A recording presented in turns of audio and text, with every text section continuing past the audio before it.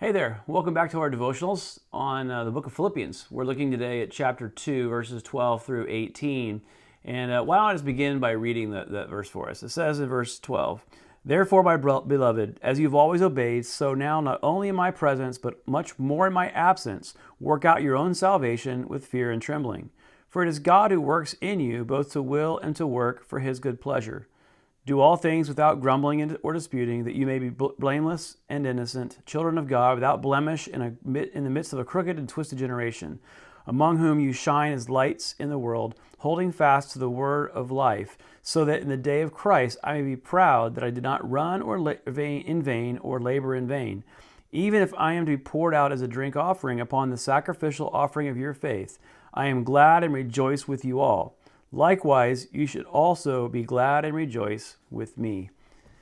You know, Paul writes this passage, and as I think about the timing of things now, as I'm recording this, we are now in week 5 of our shutdown or quarantine, staying home, the stay home order, and I think the idea of perseverance now is starting to kick in. We're just, hanging on, can't wait till we can actually get back out, see people. Even just going to the grocery store and seeing live individuals that aren't members of my family is a treat at some level. And so, there's this craving to get back to normal life, and so we're called to persevere, and that's just one thing. We've got many other things I'm sure that different people deal with right now, and we're called to persevere. And what Paul says to us is he says that salvation is something that we should continue to work out with fear and trembling. There's an obedience component, and there's a longevity of this life or this journey of salvation that's more than just a moment. And I think we need to change the way we think about salvation. We think sometimes of salvation simply as the forgiveness of sins, which we do get when we're baptized into Christ, which is amazing, and that's God forgiving us. But salvation is a much bigger concept. It's not the kind of thing where we go, okay, well, I just took care of that. I took care of all the bad things. I'm done. I paid the price. Jesus paid for me. I'm done. It's all good. It's actually much broader because it encompasses not only our forgiveness, but also the process by which we become like Him. That is a lifetime pursuit, and it requires a daily decision to be obedient to God. And Paul brings that out in this passage. And certainly when you think of it in those terms, then testing is actually a good thing. Persevering is actually a good thing. And in verse 14, he goes on. Of course, he hits us right between the eyes, right? Because he says, do all things without grumbling or disputing. I think the NIV says, or complaining. And the reason for that is simply that we might be children that are blameless as we hold out the word of life. And, when we think about that, complaining and arguing are certainly big temptations, especially right about now. And, they're typically the result of self-focus in our lives.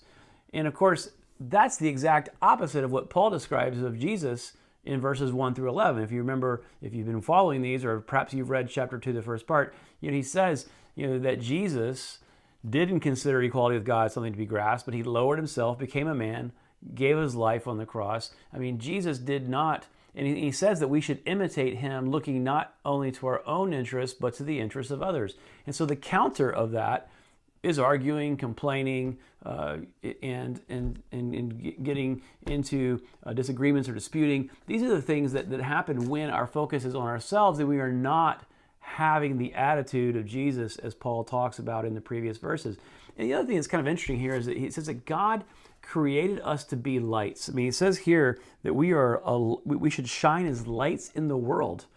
And to shine is to, obviously it gives light. It sends out energy like stars in the universe, and you think about that, what a great image that is.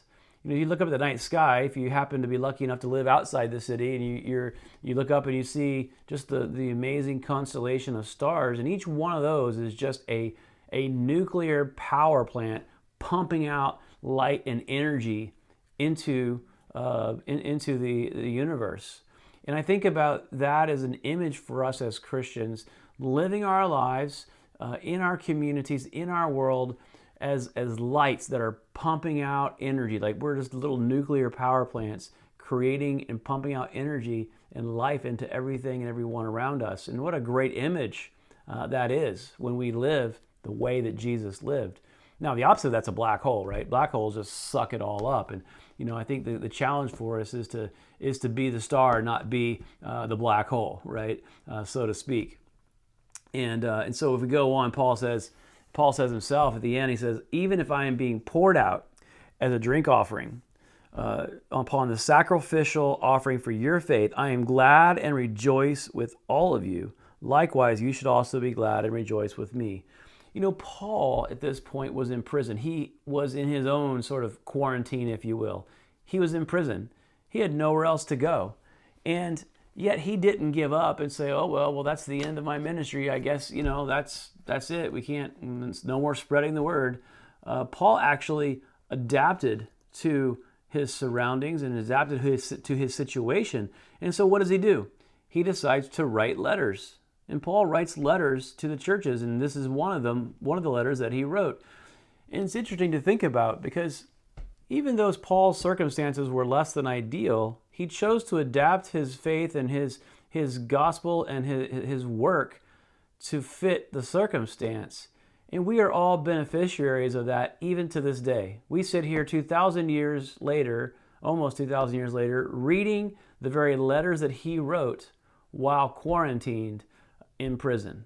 And I find that to be quite inspiring. And as we think about our own lives, and perhaps you're getting a little stir crazy about now, perhaps you're wondering when this is all going to be over, perhaps you're tired of persevering, my encouragement to us all as we read this passage is to remember that we are stars, that God created us to shine, that God wants to shine through us, and let us persevere as God does His work of salvation in our lives.